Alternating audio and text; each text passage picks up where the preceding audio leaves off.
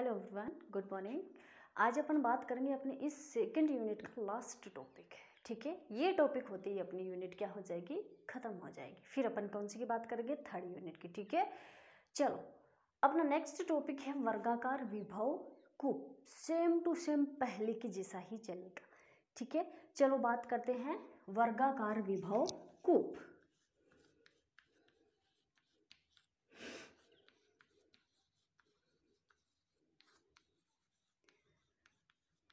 देखो जी, कूप की बात कर रहे हैं तो बेसिक सी बात है, नीचे जाएगा तो जो ऊपर डायग्राम बना था सेम टू सेम क्या बात कर देंगे, उसकी नीचे बना देंगे उसको। देखो कैसे, ये लो, ये देखो,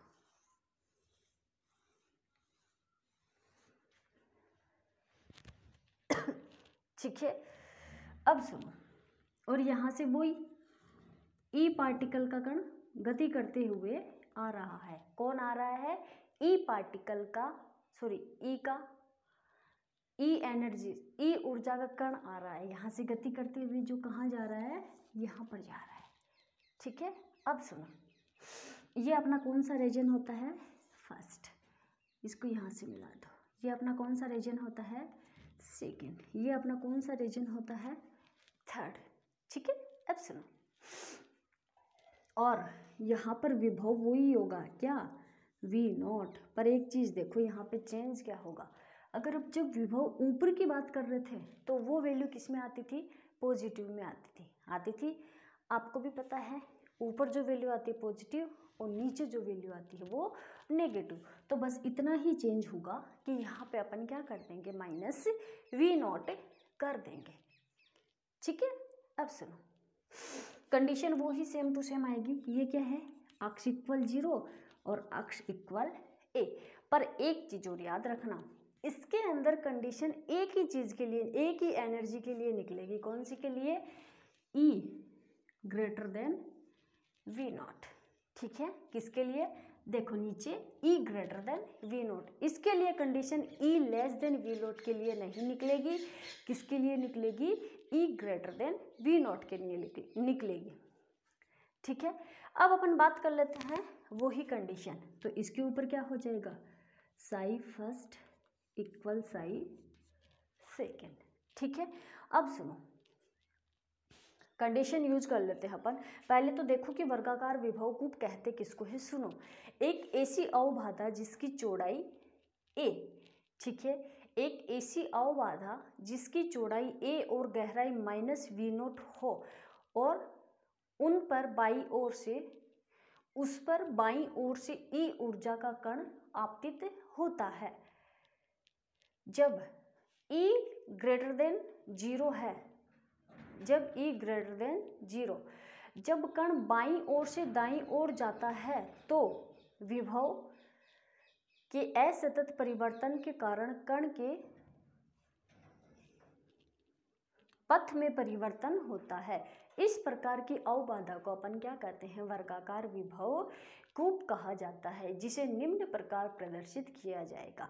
इसकी कंडीशन अपन लोग लिख लेते हैं। यहाँ पे देखो, अक्ष <0 पर,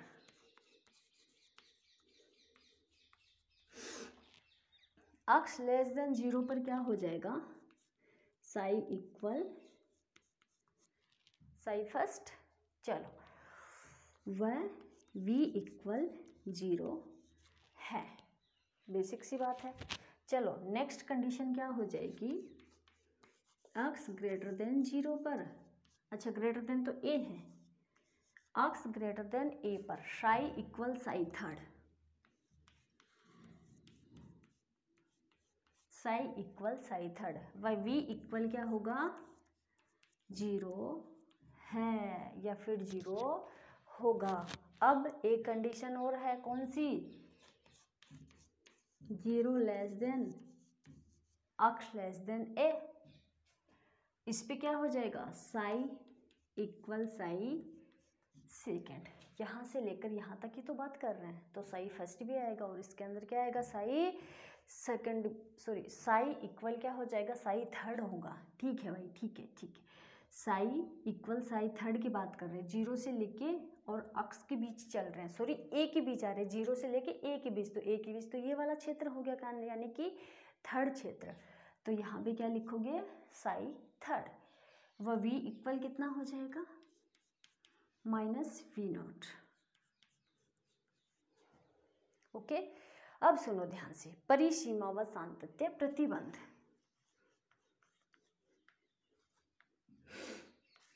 परिसीमा व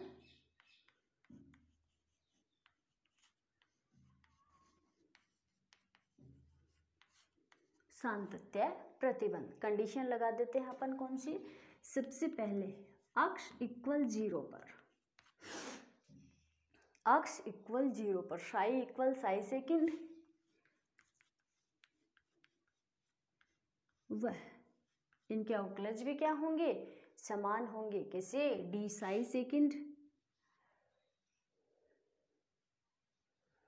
डी हाँ साई फर्स्ट इक्वल, तो ये क्या हो जाएगा, D psi first upon D अक्ष equal D psi second upon D अक्ष हो जाएगा। ठीक है, अब अक्ष इक्वल ए पर,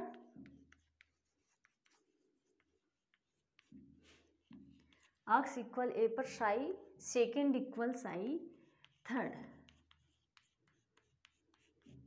व डी साई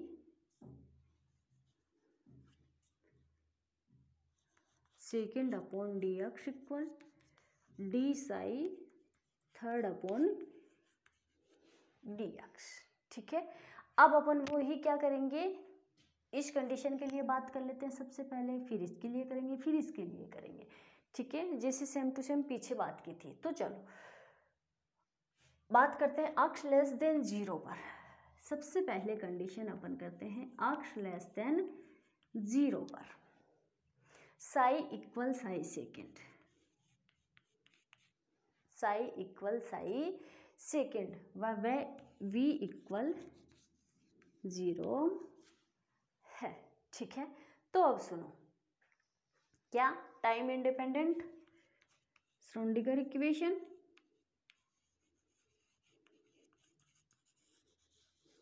टाइम इंडिपेंडेंट, कितना बड़ा नाम है इसका, श्रोडिंगर इक्वेशन। चलो जी, क्या हो जाएगा, -h² upon 2m D square psi upon D x square plus V psi equal E Sai.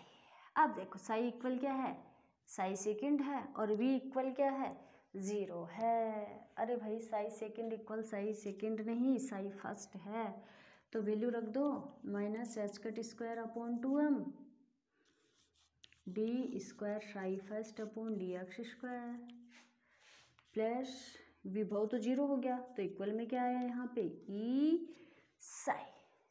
Clear है यहाँ तक भाई?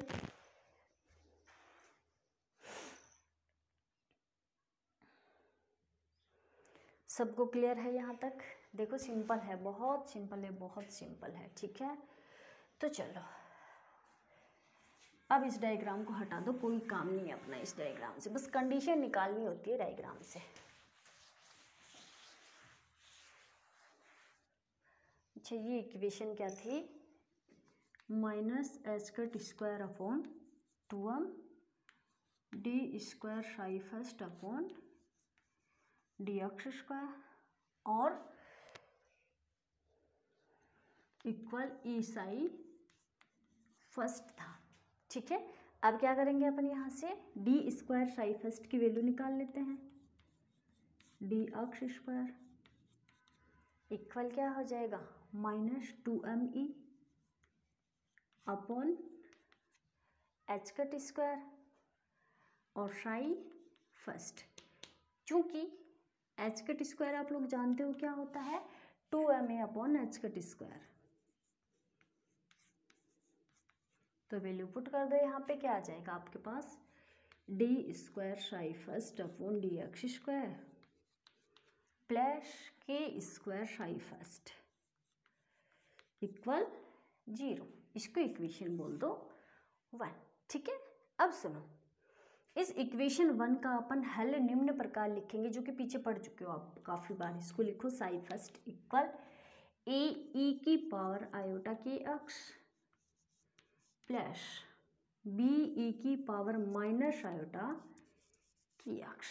ठीक है, अब ऐसे ही अपन दूसरी कंडीशन लगा देते हैं, कब? एक्स ग्रेटर देन ए पर साई इक्वल साई थर्ड व v इक्वल 0 है। तो वही टाइम इंडिपेंडेंट इक्वेशन लिख दो, minus H cut square upon 2m D square Sai, directly लिख देती हो ना, Sai third upon D x square. v का मान तो 0 ही है, तो क्या हो जाएगा? ई साई थर्ड हो जाएगा। ठीक है भाई, यहाँ तक सबको? अब देखो, सेम टू सेम वैसा ही होगा, तो डायरेक्टली लिख लो D square psi third upon D x square plus, क्या लिखोगे इसको? के डैश स्क्वायर ई। ठीक है, क्या लिख दोगे? के डैश स्क्वायर ई, अच्छा, के dash square psi third equal 0, इसको इक्वेशन बोल दो 3। ठीक है, अब सुनो, इस समीकरण 3 का हल अपन निम्न प्रकार लिख सकते हैं, कैसे? साई थर्ड इक्वल सी ई की पावर आयोटा की एक्स प्लस डी ई की पावर माइनस आयोटा के डैश आएगा भाई यहाँ पे के डैश एक्स। अब सुनो, साई थर्ड जो है वो क्षेत्र में अवरोध नहीं है। इस साई थर्ड के कारण इस क्षेत्र के अंदर कोई अवरोध नहीं है, यानी कि साई थर्ड जो अपन ने डायग्राम बनाया था उससे आगे कोई अवरोध उत्पन्न नहीं होगा, या फिर कोई क्षेत्र नहीं है। अगर कोई क्षेत्र नहीं है तो अवरोध भी उत्पन्न नहीं होगा। अगर अवरोध उत्पन्न नहीं होगा तो यहाँ पे d इक्वल क्या हो जाएगा? 0। अगर d इक्वल 0 हो गया तो अपने पास क्या बच जाएगा? सी ई की पावर आयोटा के डैश एक्स। अच्छा, इसको बोलो 4। क्लियर है भाई यहाँ तक? अब सुनो, देखो ये अपन ने निकाल लिया, चलो अच्छा इसको बोल दो 4 और इसको बोल दो 5, कोई दिक्कत नहीं है भाई। अब अपन क्या करते हैं, E greater than V note के लिए निकाल लेते हैं। चलो ठीक है, अब सुनो, वही किस कंडीशन के लिए? अपन ने एक कंडीशन लिखी थी, 0 less than X less than A पर साई इक्वल साई सेकेंड व v इक्वल क्या है? v नॉट है। तो टाइम इंडिपेंडेंट इक्वेशन डायरेक्टली करते हैं, D square psi second upon D x square, क्या आ जाएगा? Minus E plus V naught. ठीक है, इक्वल में क्या चल रहा है? 0। ओके, अब देखो अपन इसकी वैल्यू पुट कर देते हैं।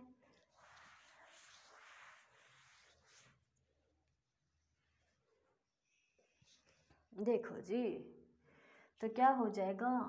D square psi second upon D x square plus 2m upon H cut square और e प्लस वी नॉट।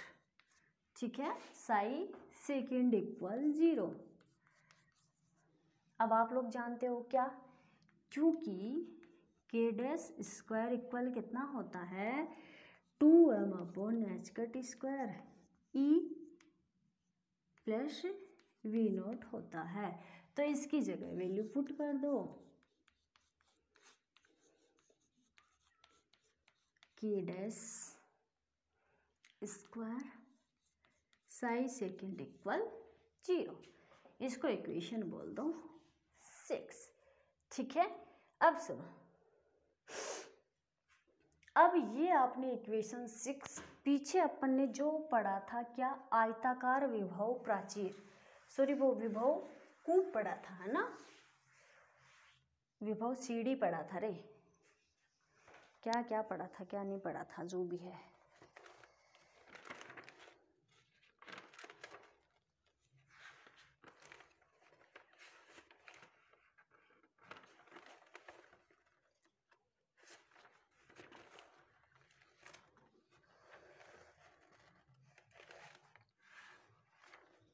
हाँ जी,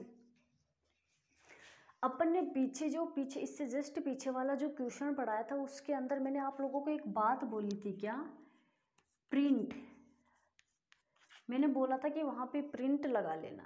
ठीक है, और वो प्रिंट आपको नोट्स में मिल जाएगा कि प्रिंट स्टार्टिंग से लेके एक तो मैंने स्टार्टिंग में प्रिंट नाम लिख रखा है तो वहाँ से स्टार्ट करोगे, और एक मैंने लास्ट में जाके इक्वेशन 20 से पहले या फिर इक्वेशन 20 के यहाँ पर लिख रखा है प्रिंट। ठीक है, ध्यान से सुनना, एक तो मैंने जब ये इक्वेशन 6 के बाद आप लोग पीछे वाली क्वेश्चन के अंदर बात करोगे तो वहाँ पे मैंने रेड पेन से लिख रखा है प्रिंट। ठीक है, तो उस प्रिंट से आगे आप यहाँ से उतारोगे, ध्यान से रखना, ध्यान से सुनना, जो प्रिंट नाम मैंने लिखा है उसके आगे से आप यहाँ से लिखोगे आंसर, उसमें भी वही प्रिंट वाला सेम रहेगा, इसमें भी वही सेम रहेगा प्रिंट वाला।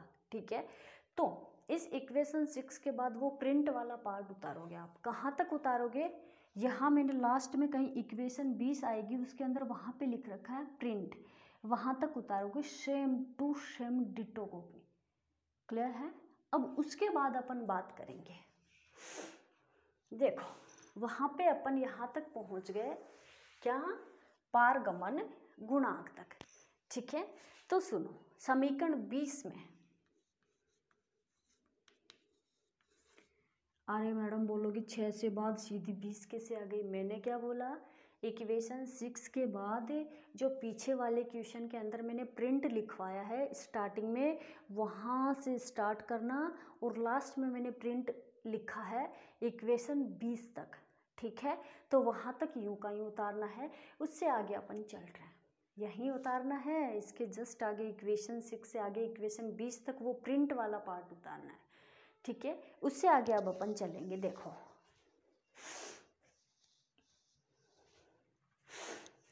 ठीक है, अब इस इक्वेशन 20 में के व के डेज के मान रखोगे आप लोग, के व के डेज का मान रखने पर देखो इक्वेशन 20 ऐसे कुछ था, t इक्वल 1 प्लस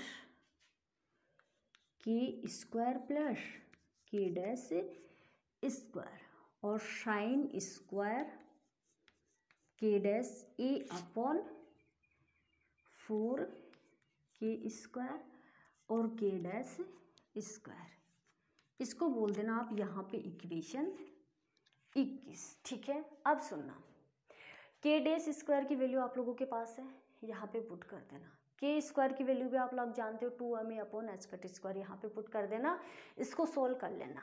ठीक है, सोल्व करने के बाद लास्ट में आंसर जो आता है वो मैं आपको लिख देती हूँ, देखो ये आ जाएगा t इक्वल, कब, जब इसकी वैल्यू पुट करके सोल्व करोगे तब, बहुत छोटा सा है, ज़्यादा बड़ा नहीं है, कर लेना, 1 plus v0 square sine square की dash A upon 4e plus v0 universe, इसको इक्वेशन बोल देना आप लोग कितनी, अच्छा ये तो 20 थी है ना, हाँ इसको बोल देना 21। अब ऐसे ही आपने जैसे टी के अंदर के और के डेज की मान रखा है वैसे ही आप लोग क्या करोगे, आर के अंदर रखोगे, सोल्व करोगे। ठीक है, पर यहाँ पे क्या होता है कि आर हमेशा टी के व्युत्क्रम होता है, आर हमेशा टी का क्या होता है, उल्टा होता है, तो क्या अपन यहीं से डायरेक्ट इसको उल्टा कर दें, देखो 1 प्लस टी जो होता है, सॉरी आर जो होता है वो टी का क्या होता है, उल्टा होता है। अगर उल्टा होता है तो इसको ऊपर ले जाओ और इसको क्या कर लो, नीचे ले आओ। तो चलो सीधी सिंपल, ज़्यादा कैलकुलेशन करने की भी ज़रूरत नहीं पड़ी। ये लो देखो शॉर्टकट बता दिया ना आपको, कितना ज़्यादा कितनी जल्दी क्वेश्चन हो गया, वरना 3-4 दिन खा जाता है, ये 2 दिन तो खा ही जाता कम से कम। ये लो, ये अपने पास क्या निकल गया, आर प्लस सॉरी आर और टी निकल गए। अब एक बात सुनना, इससे आगे अपन बात करेंगे अनुनादी प्रकीर्णन की। वो अनुनादी प्रकीर्णन है इसी के अंदर। कैसे, अब सुनो, माना के डैश ए इक्वल, क्या मानोगे आप, 2n प्लस 1 पाई बाई 2। तो साइन के डैश इक्वल क्या हो जाएगा, sine 2n plus 1 pi by 2 equal क्या होगा, प्लस माइनस 1 होगा। अपन एक कंडीशन लेते हैं यहाँ पे कि माना के डैश ए इक्वल कितना होता है, 2n प्लस 1 पाई बाई 2 होता है, ठीक है सॉरी है। तो sine K dash A equal sine 2n plus 1 pi by 2 equal क्या हो जाएगा, plus minus pi plus minus 1 होगा। देखो कैसे, इस n की जगह क्या रखोगे, n इक्वल 1 रखा, ठीक है। आप लोगों ने क्या किया यहाँ पे n इक्वल, अच्छा यहाँ पे n इक्वल 1 रखा, रख के देख लो कंडीशन क्या बोल रही है यहाँ पे कि इसकी इक्वल प्लस माइनस 1 होगा, चाहे कुछ भी वैल्यू रख लो। अगर यहाँ पे आप लोगों ने n इक्वल 1 रखा तो कितना हुआ यहाँ पे, sine pi by 2, sine pi by 2 हुआ। और साइन पाई बाई 2 की वैल्यू कितनी होती है, 1 होती है, ठीक है। अब सुनो, अगर आप लोगों ने यहाँ पे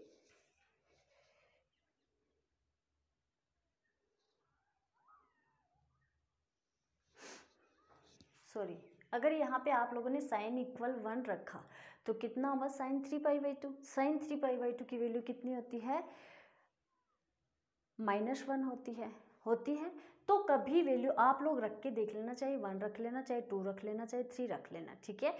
या तो वैल्यू प्लस में आएगी या वैल्यू माइनस में आएगी, पर आएगी क्या, 1 ही आएगी। इसलिए अपन ने ये कंडीशन रखी यहाँ पे।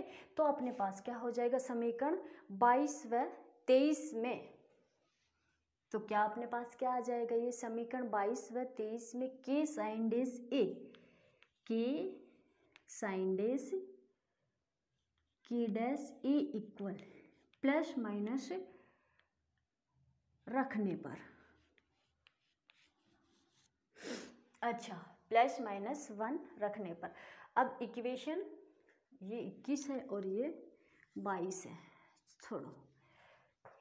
के डैश ए इक्वल 21 में भी रख के देख लेना 1 प्लस माइनस 1, और 22 में भी रख के देख लेना क्या, प्लस माइनस 1। अगर वो रखोगे तो यहाँ पे t की वैल्यू क्या आएगी, मिनिमम हो जाएगी, और r की वैल्यू क्या होगी, मैक्सिमम होगी। तो वैल्यू क्या आ जाएगी, देखो यहाँ पे t minimum equal v0 square upon 4e plus v0 plus 1 आ जाएगा, ठीक है। तो r मैक्सिमम हो जाएगा, r क्या हो जाएगा, मैक्सिमम, क्या 4e प्लस v0 अपॉन में क्या आ जाएगा, v square, v0 square plus 1, ठीक है। अब सुनो, ये तो पहले अपन ने क्या रखा यहाँ पे, K dash A equal sine 2n plus 1 pi by 2 equal क्या हो जाएगा, प्लस माइनस 1 होगा।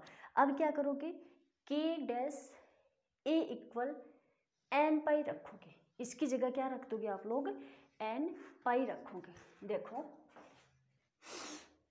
अगर ये वाली कंडीशन रखोगे तो t तो मिनिमम होगा और r मैक्सिमम होगा, ठीक है। अब अगर एक कंडीशन चेंज करके लिख दो आप लोग, क्या कि के डैश ए इक्वल एन पाई हो तो sine K dash A equal क्या आ जाएगा, साइन एन पाई इक्वल 0 होगा। ठीक है, अगर ये वाली कंडीशन यहाँ यूज करके देखोगे तो आप लोगों के पास क्या बचेगा, टी क्या आ जाएगा मिनिमम, और आर भी क्या होगा मिनिमम होगा। ठीक है, इस कंडीशन के अंदर दोनों ही क्या हो जाएंगे, मिनिमम हो जाएंगे। ठीक है, तो देखो टी इक्वल, या फिर ये देखो टी मिनिमम इक्वल कितना आ जाएगा 1, और आर मिनिमम इक्वल भी कितना होगा 0। क्लियर है भाई यहाँ तक। अब देखो इसके अंदर कुछ ग्राफ ऐसे बनेगा, देखो जी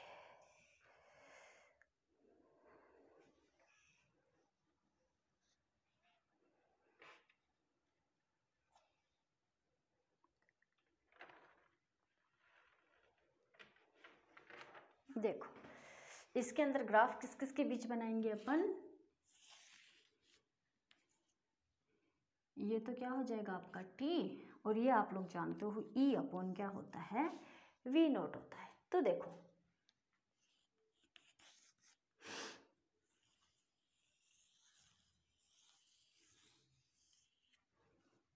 ठीक है, अब सुनो यहाँ पे क्या प्राप्त होगा आपको, टी मिनिमम इक्वल 1। ठीक है, ये जो लाइन आपको रिप्रेजेंट कर रही है, ये जो लाइन दिख रही है, इसकी वैल्यू कितनी होगी, टी मिनिमम इक्वल 1 होगा। अब इस ग्राफ का मतलब देखो आप लोग समझो, इस अवस्था में टी का मान, इस अवस्था में टी का मान ई अपॉन वी नॉट के कुछ मानों के लिए उच्चिष्ट प्राप्त होगा और कुछ मानों के लिए निम्निष्ट प्राप्त होगा। ठीक है, अब देखो ध्यान से सुनो, इस अवस्था के अंदर t के लिए e अपॉन वी नोट का मान,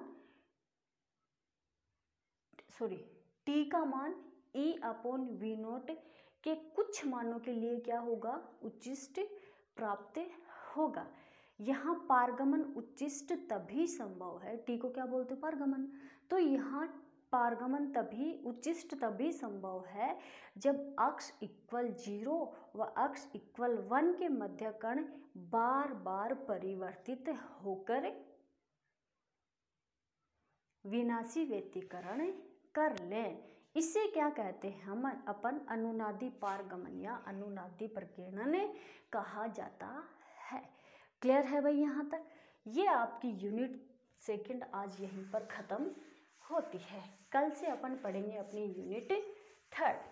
उस यूनिट थर्ड को भी जल्दी ही ख़त्म करेंगे देखो अपन। ठीक है जी, अब नेक्स्ट बात करेंगे अपन अपने नेक्स्ट क्लास में। Thank you.